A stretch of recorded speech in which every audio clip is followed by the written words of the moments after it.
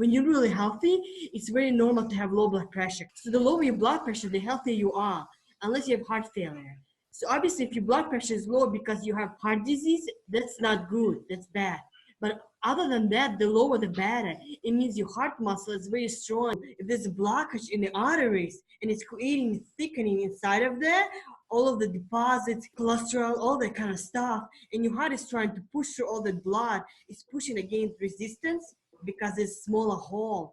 So how do you get all the blood through a smaller hole? You have to raise blood pressure. So does this make sense? Why people in America, their blood pressure is actually 120 over 80, and that's considered normal.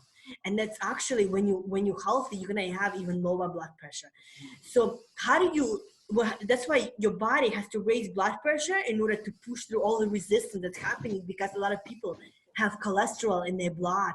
So when you stop eating foods that are damaging to your heart and you start eating the foods that lowers your blood pressure, that relaxes blood vessels.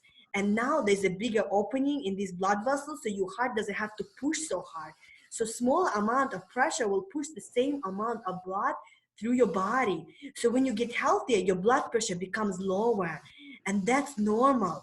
So some people who eat the standard American diet, their blood pressure might be 120 over 80, like a clockwork. So if you have kidney failure, your blood pressure might be 190 over 100. Once your disease is gone, and when you eat the nourishing diet that you are all on, your blood pressure can be 90 over 55. And normally you see blood pressure like that in the professional athletes, especially marathon runners, because their heart is so strong. So when you're really healthy, that number will go down. But that number doesn't really matter as long as you're feeling strong and you're healthy. So the lower your blood pressure, the healthier you are. So it's absolutely great to have lower blood pressure when you're healthy.